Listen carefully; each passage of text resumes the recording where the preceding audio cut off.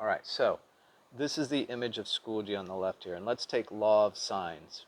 All right, so law of sines, one of the math or geometry assignments, this works for algebra too, by the way, because I'm going to record this and post it on the website. So if we click into the assignment,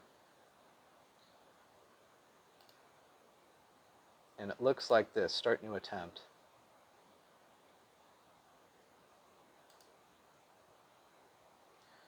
Here's the classic problem. Can you see it in my video? I believe you can. Not very well, but see right here where we've got a broken image. The images don't show up in Schoolgy. There's no way to take this assignment, and sometimes they do. It's sort of random though, so just assume they're not going to show up. So to deal with this problem, I think I only had one choice. My choice was, let's go to creatormath.com, or when you type it in, type creatormath into Google, .weebly.com. Okay, you guys, type that, no spaces, into Google, and it should pop up right here, creatormath.com, right? When we go to this site, because this is a geometry class and this is a geometry assignment, we're going to click the geometry tab. You can click it here, or you can do the drop-down menu and click geometry, either one. We're going to skip the vocab stuff up at top. By the way, this is the vocab list, but we're going to skip that and go down to the table of contents. This is all in the trigonometry unit. Here it is here. And each of these is a lesson. So 1, 2, 3, 4, 5, there's 8 lessons. And what we're trying to do is match up the title of the Schoolgy, Law of Sines Practice. We're trying to match that up on the table of contents with the exact same name of the lesson. So here's Law of Sines, right? I know it doesn't say practice, but it says Law of Sines, Law of Sines. The notes are here. If I click this notes, this is what goes in your comp book on the correct pages, right? You're going to put those into the comp book on the correct pages. What pages are these? Here I am, Law of Sines. Just so you see page number right there, see page 33, 34, that's where those notes go. Here's a PDF of the problems that I'm going to do online. So you could use this to match up with find the measure of angle A. But if it were me, I'd go straight to the video. So right here, Law of Sines, you go straight over to Video Solutions right here.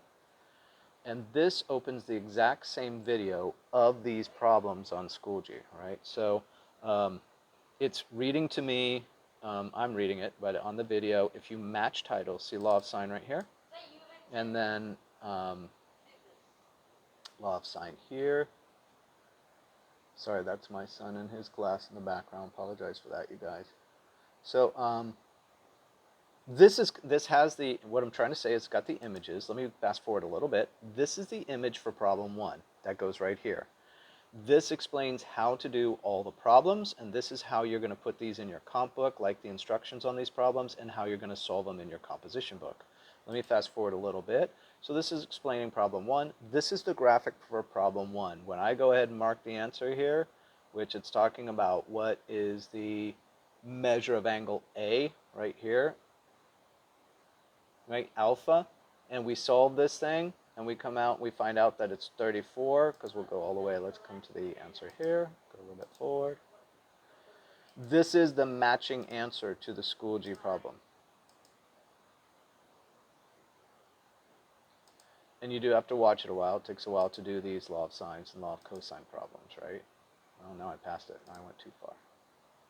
So there it is, 33.99 or 34. We're going to circle 34 up here, and we're going to come over and mark that on the Schoolgy. You can go through all the problems one to one, and then you're going to work out these problems in your comp book using the video too. Right? This is how you can get an A on all those math practices, and how you can still, even without, you know, seeing the actual lesson that I do online, you can go back and do all of these assignments, get them right, and you can figure out how to do them, and you can get them into your comp book.